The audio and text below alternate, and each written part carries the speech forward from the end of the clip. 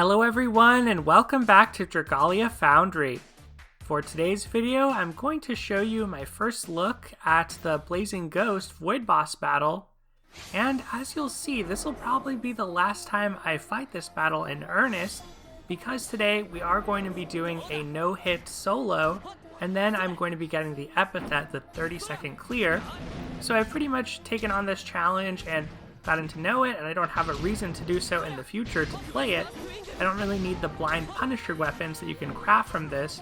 Although they're cool, I do think that the original elemental weapons are still going to be a little better for most adventurers, until we get some specific context where that blind Punisher matters a lot. It is nice on adventurers like Zace, Orion, or Vita who can inflict blind, and on teams with them in them, and as well as Nefaria if you aren't able to craft her 5-star elemental already. But as you can see, I'm doing a true solo with a dragon here using Pietro. I'm not going to take any damage during this fight. This is pretty cool. This was on my third try of this Blazing Ghost. I did take a few hits on a previous try, but with some of the Eleonora challenge videos I had been posting, I thought it'd be fun to give Pietro a shot as well. Let me know if you want to keep seeing those videos. I don't do them with any voiceover. I write a little story in the description, but I thought it was kind of fun to do, and maybe we'll make that a series where as new content comes out, I'll try to beat it with Eleonora. If you'd like that, let me know in the comments below. But it's definitely inspired by some of the other creators on YouTube, so I want to give a shout out to Sadonri as well. If you haven't checked out his channel, I'll post a link to one of his videos. He actually does a no damage solo using Aoi, a flame adventurer, versus the Steel Golem, one of the flame void bosses. So very impressive, more impressive than this Pietro clear for sure.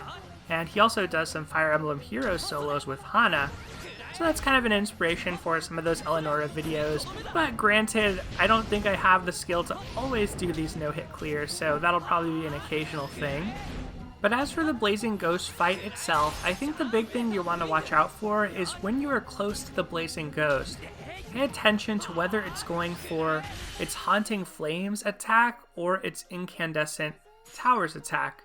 Because basically the Incandescent attack starts off close to the boss and radiates outward, and the Haunting Flames starts off far away and comes inward. But for that Haunting Flames in particular, for the final 2 strikes where the flames come up, there's no tell beforehand, so you have to know that it's going to start out far away and then slowly radiate inward, and be able to have your skill ready or dodge out of the way for when it actually comes right around the boss. The other thing, of course, is that this boss has basically dull range. It has range resist, so if you're using a ranged adventurer, you're not going to be able to do significant damage to this boss.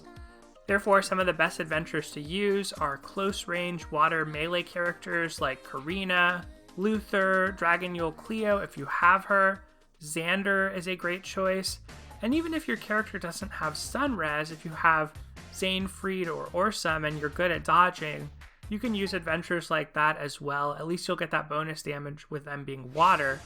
You could use some flame characters who have Sunres too, and probably pull this off since the timing is not too tight, but you do want to be good at dodging still, because as a flame character you are going to take more damage.